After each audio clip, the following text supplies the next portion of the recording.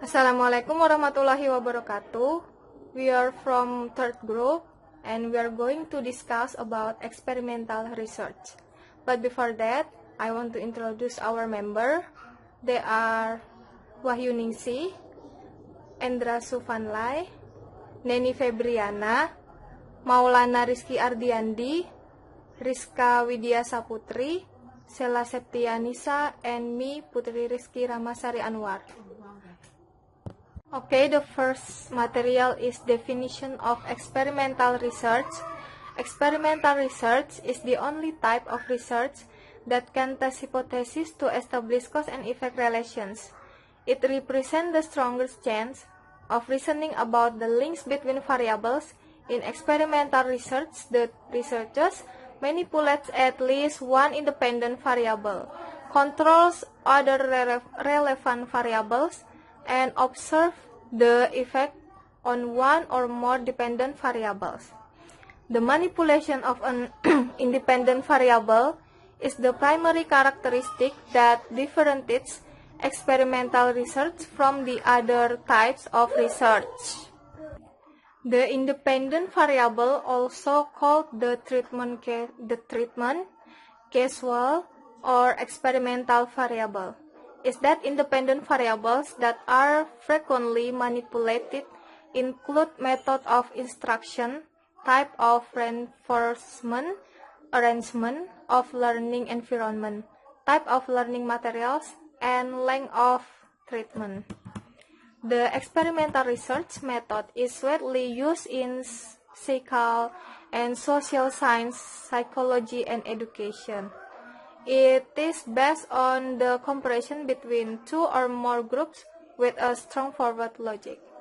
Mostly related to a laboratory test procedure, experimental research designs involve collecting quantitative data and performing statistical analysis on them during research. Okay, there are three types of experimental research. The first is pre-experimental research design. Second is quasi-experimental research design. And the last is true experimental research design. First is pre-experimental research design. Either a group, various dependent groups are observed for the effect of the applications of an independent variable which is presumed to cause change. It is simple form of experimental research design and is treated with no control group.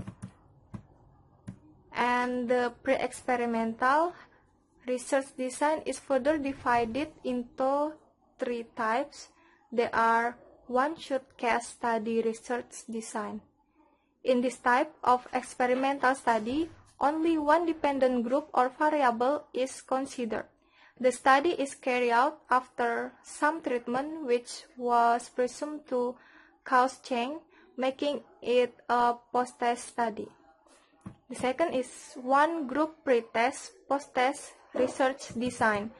This research design combines both post-test and pre-test study by carrying out a test on a single group before the treatment is administered and after the treatment is administered, with the former being administered the beginning of treatment and later at the end. The last is static group comparison. In a static group comparison study, two or more groups are placed under observation where only one of the groups is subjected to some treatment while the other groups are held static. All the groups are post-test and the observed differences between the groups are assumed to be a result of the treatment. Okay, the second type is quasi-experimental research design. The word quasi means partial, half. Therefore, the quasi-experimental research bearing a resemblance to the true experimental research, but not the same. In quasi-experiments, the participants are not randomly assigned, and as such, they are used in settings where randomization is difficult or impossible. This is very common in educational research, where administration are unwilling to allow the random selections of students for experimental samples. Okay, for the third types will be explained by Sela Septianisa. My name is Sela Septianisa and I would like to continue the material. So next is true experimental. A true experimental is a type of experimental design and is thought to be the most accurate type of experimental research. This is because a true experimental supports or refutes a hypothesis using statistically analysis. True experimental is also thought to be the only experimental design that can establish cause and effect relationship. The true experimental research design must contain a control group, a variable that can be manipulated by the researcher, and the distribution must be random. The classification of true experimental design include: first, the post-test only control group design. In this design, subjects are randomly selected and assigned to be two groups, namely control and experimental, and only the experimental group is treated. After close observation, both groups are post-test and conclusions is drawn by the differences between these groups. Second is the pre-test post-test control group design. For this control group design, subjects are randomly assigned to the two groups. Both are presented, but only the experimental group is treated. After close observation, both groups are post-test to measure the degree of change in each group. Third is Solomon 4 group design. This is the combination of the pre-test only and the pre-test post-test control groups. In this case, the randomly selected subjects are placed into 4 groups. The next material is purpose of experimental research. The purpose of experimental research is to investigate the possible cause and effect relationship by manipulating one independent variable to influence the other variable in the experimental group, and by controlling the other relevant variables and measuring the effects of the manipulation by some statistical means. Experimental research seeks to determine a relationship between two variables, namely the dependent variable and the independent variable. Experimental research describes the process that a researcher undergoes of controlling certain variables and manipulating others to observe if the result of the experiment reflect that the manipulation directly caused the particular outcome. Okay, that's all from me, and the next material will be delivered by my friend. Okay, I will explain about the sampling technique. Probability sampling. Definition of the probability sampling is sampling that every member of the population has a chance of being selected. It is mainly used in quantitative research. Type of the probability sampling: simple random sampling, stratified sampling, systematic sampling, and cluster sampling. Simple random sampling. In a simple random sampling, every member of the population has an equal chance of being selected. Your sampling frame should include the whole population. Stratified sampling. It involves dividing the population into subpopulations that may differ in important ways. It allows you draw more precise conclusion by ensuring that every subgroup is probably represent in the sample. Systematic sampling. It is similar to simple random sampling, but it is usually slightly easier to conduct. Every member of the population is listed with a number, but instead of the randomly generating numbers, individuals are chosen at regular intervals. Cluster sampling. It also involves dividing the population into subgroups, but each subgroup should have similar characteristics too. So in this part I will explain about data collection in experimental research. In experimental research itself, there are some methods that we can use to collecting the data. Actually, it is focuses on 4 methods. There are observation, experiment, simulation, and survey. First is observation. Observation is a common method that we can use to collect the data in any type of research. The function of observation is to measure and observe the variables of interest without changing existing conditions. The second is experiment.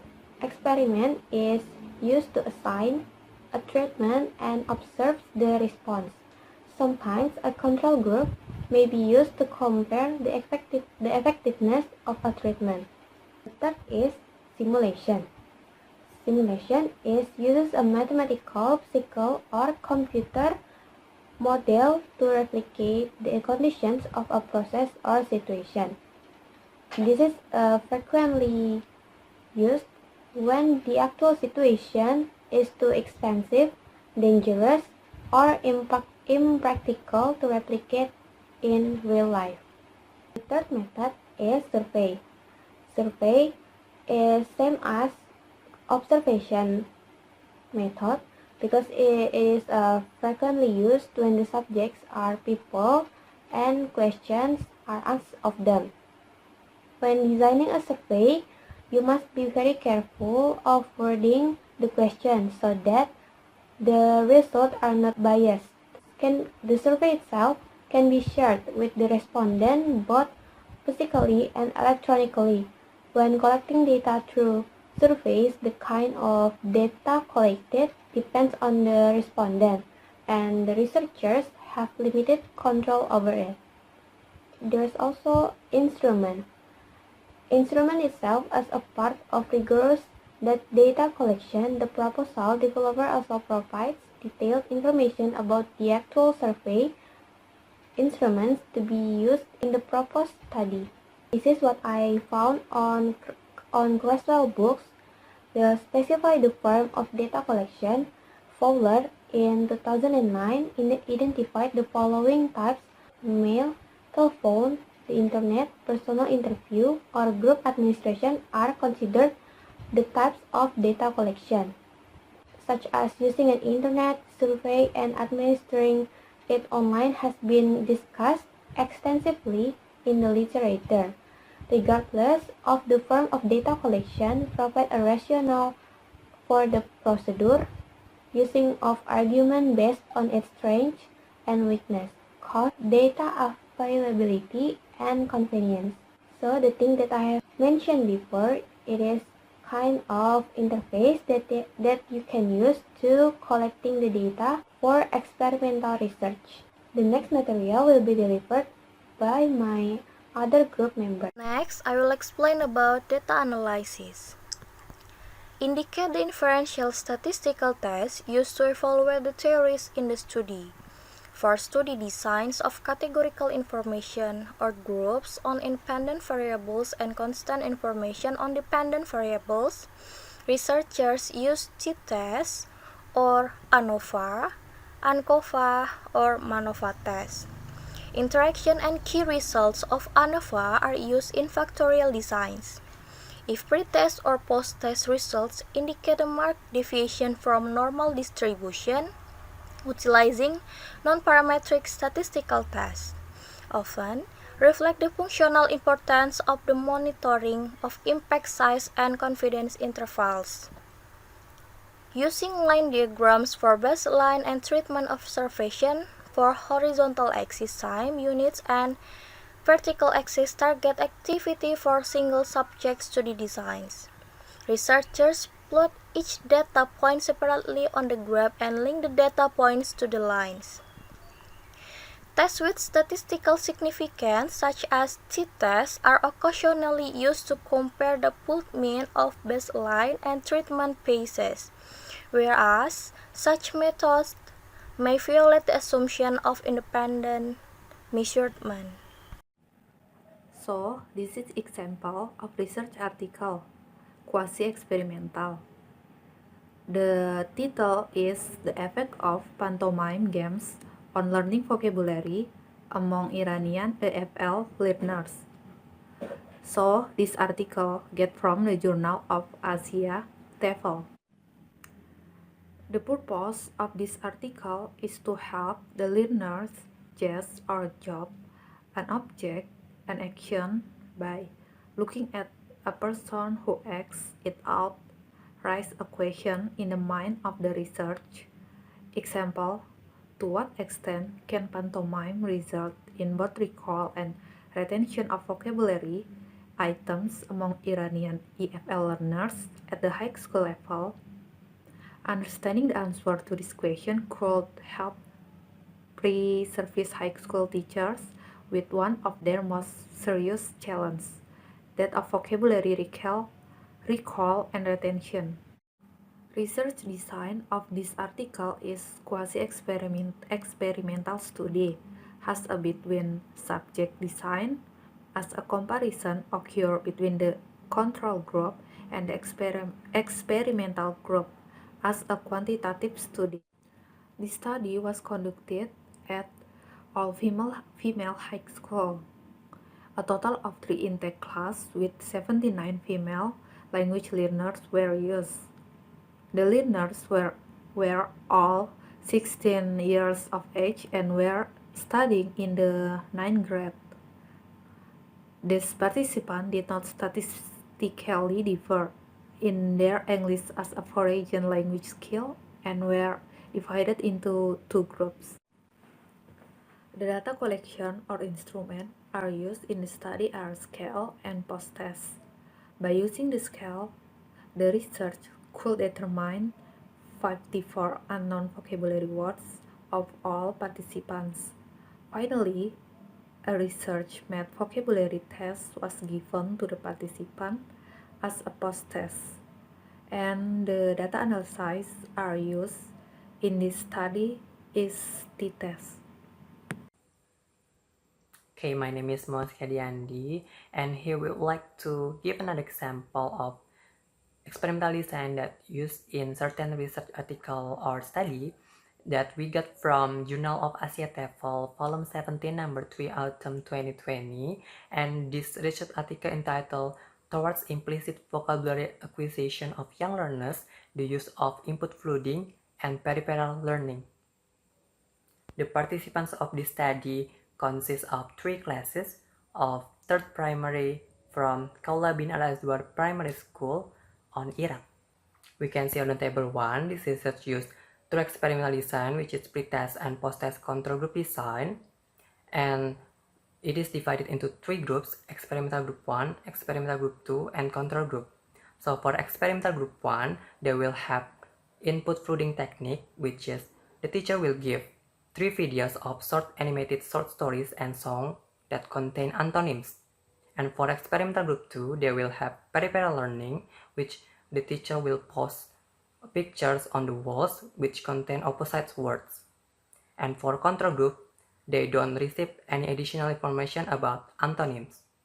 So there are 2 types of tests that used in the study to check the learner's vocabulary acquisitions. So for the first test is written test, and it consists of 50 items of 4 types questions, including multiple choice items, matching, true or false, and item completion. So for the oral test, the teacher will give the students 10 pictures of opposites, and the teacher will ask the students to guess the words. the mean score of pre-test and post-test on written tests showed in the table 2, and we can see on the pre-test that the results of 3 groups were approximately same or equal. But on the post-test, the 3 groups have different score, and for the experimental groups have a high score than control group, and for the first experimental group has the high score than experimental group 2. We can see on the table 3, it shows the result of post-test on oral tests that conducted on the end of the experiment, and the results tells us about the first experimental group has a high mean score than the other 2 groups. And we can see on the table 5 and table 6, it shows the analysis of performance of 3 groups in oral and written on post-test, which is calculated and analyzed by using t-test. So we move to the last segment about hypothesis and its verification. So for verification on hypothesis 1, after applying a t-test formula, the result shows there is significant difference between 2 groups, and it makes the hypothesis will be rejected. So for the verification on the hypothesis 2, the result shows that the learner's performance on peripheral learning, or in experimental group 2, into post-test, oral and written, is higher than the control group. So it makes that the hypothesis will be rejected. So for the verification on the hypothesis 3, or the last hypothesis, both experimental groups are equal importance. So the hypothesis is accepted, not rejected. So that's all about experimental design material that we can deliver for you. So we hope that all of you understand about the material from the first presenter until the last presenter, and see you next time.